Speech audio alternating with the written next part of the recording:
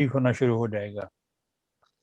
باقی رہی بات یادداشت کی سب سے اچھی دوائی کالی فاسفوریکم ہے. 6x میں بچوں کو دیں, 30 میں بھی لے سکتے ہیں, 200 میں بھی لے سکتے ہیں, 1000 میں بھی لے سکتے ہیں.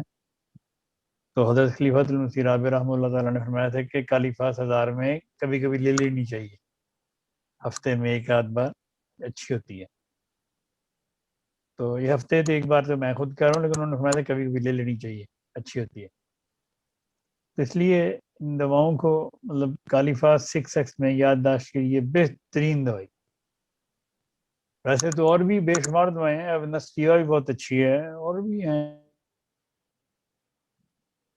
اچھی ہے, ایناکارڈیم بھی بہت اچھی ہے, لیکن عمومی طور پہ کالی فاس سے زیادہ فائدہ ہوتا ہے.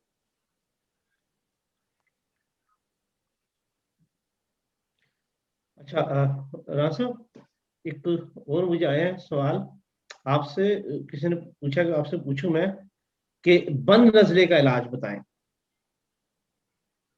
بند نزلے کا